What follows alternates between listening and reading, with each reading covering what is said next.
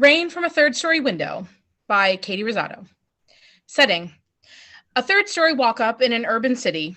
Rain is heard falling outside. Harper is sitting in front of a large bay window with their journal in hand.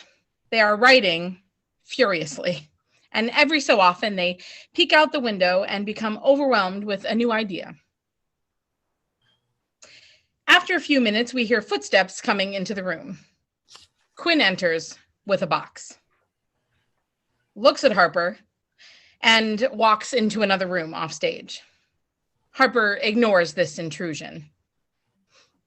Quinn re-enters the living room with another box and exits the apartment. We hear footsteps descending the stairs and then coming back up. Quinn enters the apartment and heads into another room off stage and grabs another box. Quinn re-enters the room where Harper is hemming and hawing over their latest journal entry.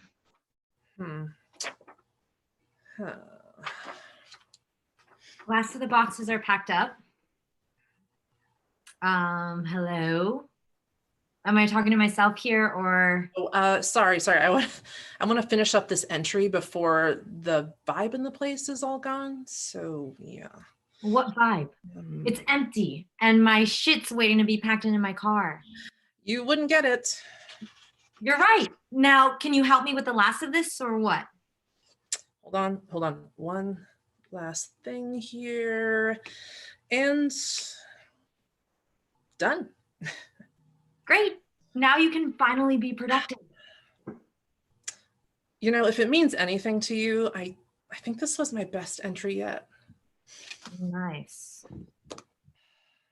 I mean, it's been a while since I really picked up on the vibe of a place and just started writing unabashedly. Cool. And I'm hoping that through all of these entries, I can finally piece together a book of poetry or something like that. So, Yeah. You're not even hearing me, are you? Sweet. Yeah. I do. I am a kind of. Right. Okay, no, I'm sorry. I just want to spend as little time doing this as possible. I see. You didn't think you'd be spending your precious Saturday afternoon packing up this old place with your ex, huh? No, I really didn't, but here we are, so if we could hurry this along, that would be great. Why hurry? Don't you remember all the good stuff that happened in this place? I mean, sure, yeah, of course I do, but it's weird, all right? You mean with me? Yeah. Right. So. Okay, fine. Let's just finish this up, go our separate ways, and we can wash our hands of this, shake on it, move on, nice and clean. Nice and clean. Harper and Quinn continue to pack up boxes in an uncomfortable silence. Harper suddenly has a flashback to a memory. Hey, do you remember when we threw that crazy party for what's her face from your job? It was her birthday, and she puked all over that bookshelf that was in the corner. Holy shit, it took so long to clean that up, and it was so gross.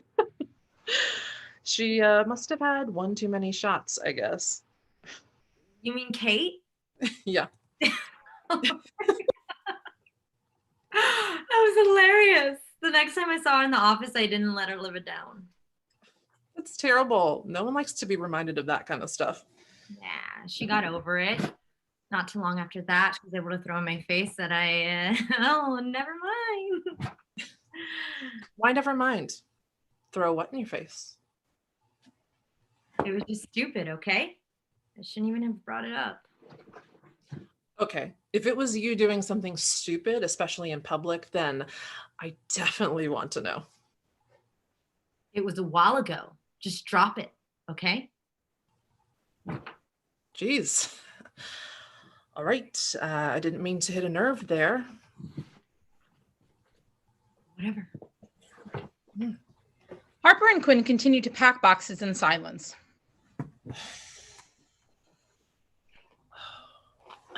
While packing up, Harper discovers yet another memory. Man, look what I found.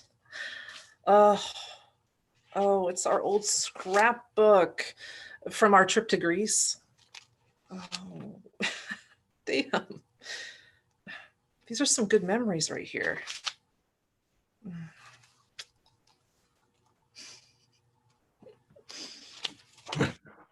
Yeah, we had fun.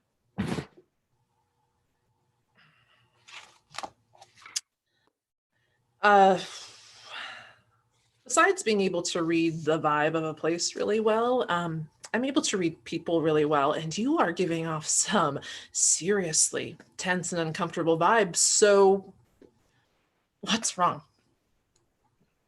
Like, you need to ask me that. We're sitting on the floor of an empty apartment, our first home that we built together. Here we are as exes, reminiscing over memories and scrapbooks and stuff. And it's just, I don't want to linger, you know? Linger physically or emotionally? Both, I guess.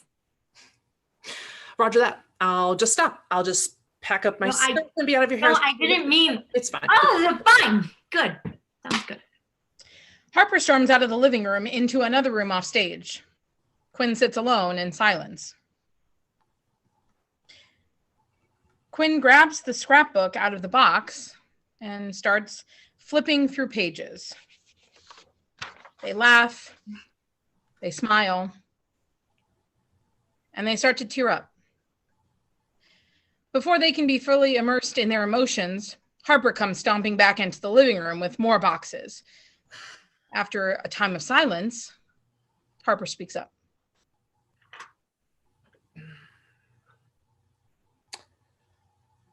So, what was that stupid thing you did that Kate from work threw in your face? No judgment. It's not really something I like talking about. Or admitting. Look, I've seen you at pretty much your worst, so try me. Okay. Since you won't let it go, fine. Kate and I went out for a drink after a tough day at the office. We got brutally fucked over by a publisher we were working with, and we completely bombed a pitch, so we were sunk. Like rock bottom. We went to that bar we used to go to off 14th, and after a few drinks, some shots, we were pretty drunk, and that's when I saw. You saw what? You know, I really don't want to continue this conversation. Just know I was drunk and did some dumb shit, and it's over now. No. You cannot leave me hanging off a cliff like that, so finish it up. Let's just say that if I tell you the end of the story, you won't like it, and you end up hating me more than you probably already do. Hating you for being drunk at a bar? No, for what I did and said while drunk at a bar. Look, for what it's worth, I kind of already know how this is going to end, so hit me. Or if you'd like, I can finish this story for you so it won't be as painful for you. Well, from what I know of you getting drunk at bars with friends from work, you probably saw some ridiculously attractive woman sitting across from you, and so you walked over there and gave her that winning smile of yours. You asked if you could buy her a drink, and she said some stupid fruity shit like, yeah, I'll take a Mai Tai, or whatever. So you pay, and you sit, and you talk, and you find out all you can about her. Well, enough about her to get her into bed with you at the end of the night. So she probably tells you she's some artistic type who's new to the area, and she's from a small town in the middle of bumfuck nowhere, and she moved here for bigger and better opportunities. You probably made some fucking joke about you being a good opportunity for her, and she laughs and she tucks her hair behind her ear, and she orders another drink. And you continue buying her drinks and talking until you suggest you two hit the road and that she comes back to your place. Our place. And she agrees because how could she not? You're irresistible, cool, collected, a published writer. And you bring her back here and welcome her in with a sit, make yourself comfortable. Want something to drink? I've got a fully stocked bar, so whatever your heart desires. And you sit with her and you drink with her and you inch closer to her and you put your hand on her. Okay, enough. What? Was I too on the money for you? It's just, it wasn't exactly like that. So what exactly was it like? Please enlighten me. Why are you always such a bitch when we have these kinds of conversations, huh? I think I'm allowed to be upset when discussing how my ex cheated on me, which is, by the way, the reason we're sitting here packing up our entire relationship into boxes. We're sitting here because you can't communicate. We can't communicate without one of us flying off the handle. We're sitting in this position because of you. Dating me was saving you from yourself. Please, don't go there. So we're supposed to pretend that when I met you, you were actually genuinely interested in me and not just interested because I was a published writer who could get you a fucking deal? Give me a break. I remember the look on your face when I mentioned, on our first date, when I mentioned my book. You lit up like the goddamn 4th of July. I was your big ticket to becoming somebody. That is not fair. What's not fair, Harp, huh? Tell me. The fact that you're playing the victim and completely ignoring the truth? Yeah. Neither one of us in this relationship doesn't have secrets. We were doomed from the beginning and you knew it, but you hung on. You clung on to me for dear life and I fucking let you. I let you drag me down and I shouldn't have. Fuck you, Quinn. Seriously. If you're that conceited to think that I only loved you and stuck around for your so-called fame, you are wildly off base. And if you think that I cheated on you because I didn't love you anymore, you'd be wildly off base too because I fucking adored you. I wanted the best for you and I believed in you more than anybody else in your life, but I screwed up. So let's just call it in, all right? Another uncomfortable silence settles naturally into the room. Harper and Quinn sit, still processing what's just come to light. Harper wipes tears from their eyes. Quinn notices. Quinn moves closer to Harper to comfort them, but just before Quinn can make contact, Harper stands and moves towards the window.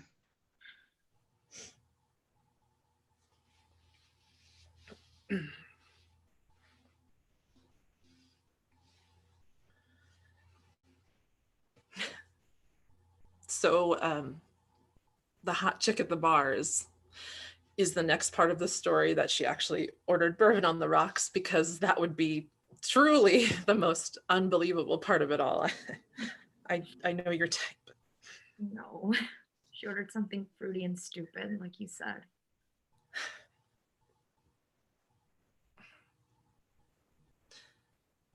When? When did it happen? I don't think you'd like that answer. No. I suppose I wouldn't.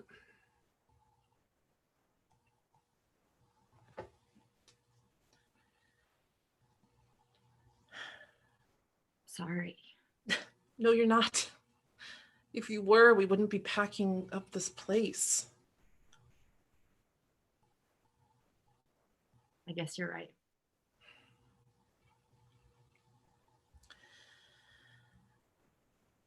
I knew.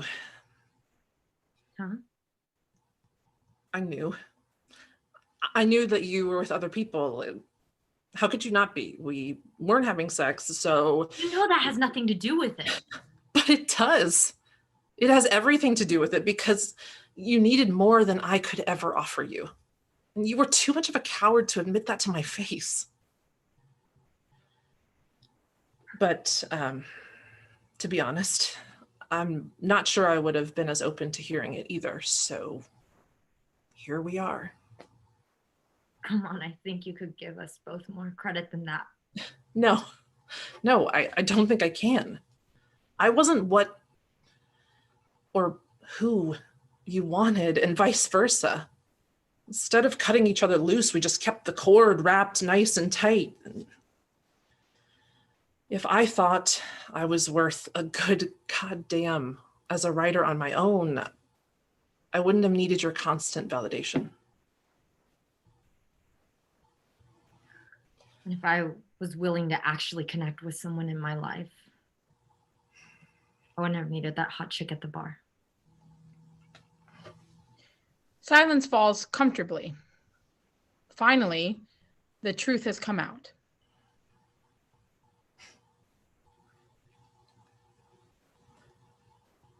The silence kind of says it all, doesn't it?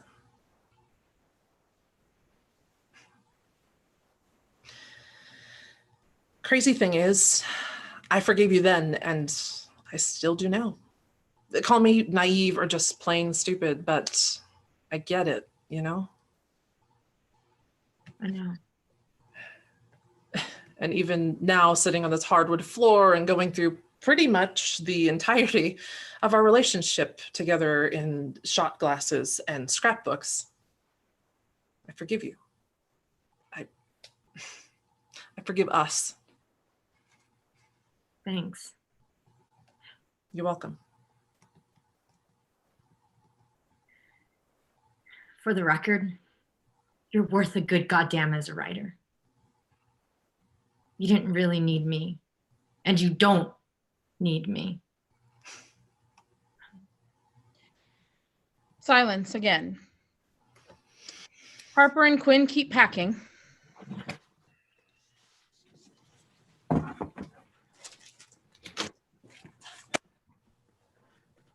Quinn finishes up a box and tapes it shut. They grab the box and they start heading towards the front door.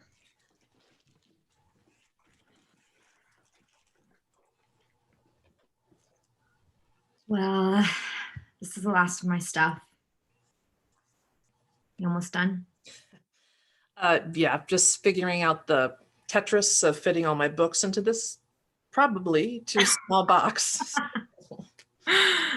You're never good at that. Oh, wow. Just when I thought you couldn't be any more charming. Shit. Quinn begins to take books out and rearrange them. Harper watches at first, still a little bit in love with Quinn.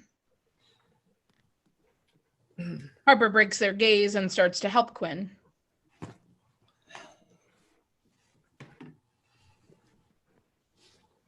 Harper grabs a book and starts crying. Hard. Quinn doesn't quite know how to respond. Quinn finally decides to make contact and hug Harper tightly. Harper pulls out of the hug, and Quinn seizes their opportunity for a final connection and kisses Harper. The kiss continues and becomes more and more passionate until Quinn pulls away, making one of the only good decisions they've made in this relationship. We probably shouldn't. Yeah, right, that, yeah. Mhm. I guess I was just reading the vibe wrong. You've got jokes now, huh? Plenty more where that came from.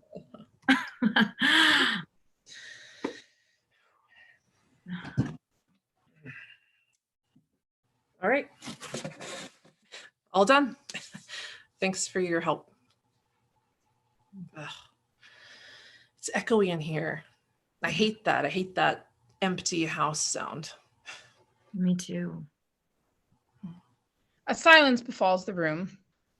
It is not uncomfortable this time. It's peaceful. Well, we should probably hit the road. I'm due to meet some friends later to burn pictures of you and some of your sweatshirts I never returned in a bonfire. So, yeah. Ha ha, very funny.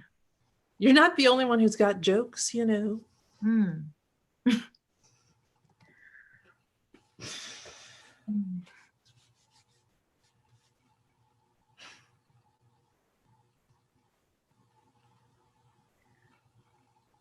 I hope you find what you need out there. You too. Oh, Harper notices that they've almost forgotten their journal. They make their way to the window to grab it. And Quinn watches them with admiration and some sadness.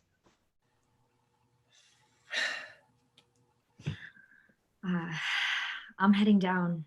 Are you coming? can't believe I almost forgot this.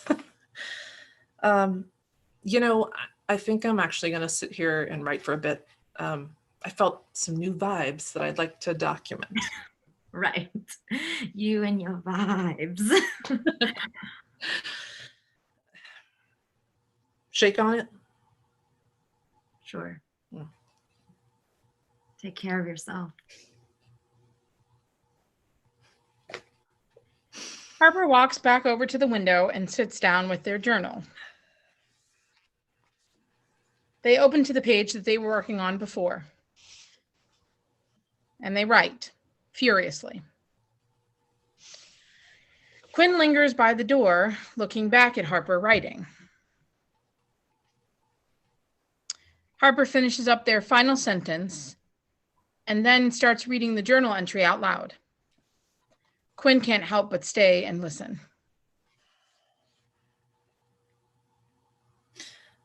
Rain from a third-story window is prettier. I don't think rain is all that exciting otherwise. Of course, unless it's a tsunami or some other natural disaster.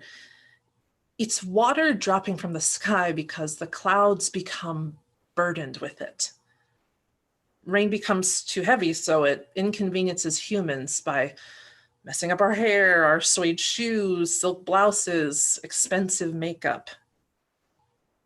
With rain comes thunder, loud proclamations from the sky alerting us to its impending downpour. And lightning follows, a flash of unholy white light to remind me my pupils still work.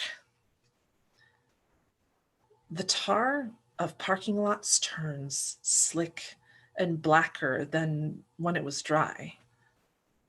But the sound of rain is what I love most. The cliche pitter-patter of it hitting my third-story window. The sound of it taking over the trees and bushes.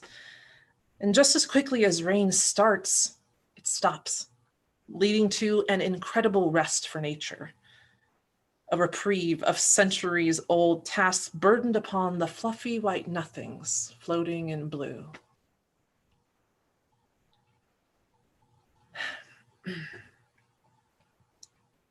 Rain reminds me of grief. You don't miss people for a bit, and then all of a sudden, thunder rolls and my eyes are blinded by flashing lights and tears pour, and my head and my heart become too heavy to contain the weight of missing any longer. Greens look greener in the rain, and blues are bluer like her eyes. In the rain, they go blue. Bluer than everyday blue, blue like the ink of my pen. And my eyes are gray in the rain. Those are the hardest days. Those are the days when grief and rain are one and the same. I sit here in this empty space writing while admiring all the rain brings. It's renewal of perspective. And rain from here is magic.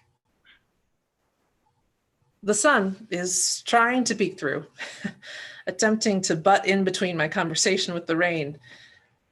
Because of the sun, soon all of this rain will dry up and won't even exist again, not the same way it did. So I sit patiently while the clouds soak up enough and become too heavy so they can release new rain. The sun produces rainbows, and rain produces life. Harper closes their journal and they sit peacefully quiet with their eyes closed and listen to the rain fall. Quinn, still at the door, stares for a moment. They want to re-enter this now sacred space, but they know that they are no longer welcome. Quinn takes a deep breath, says a silent goodbye, and then heads down the stairs.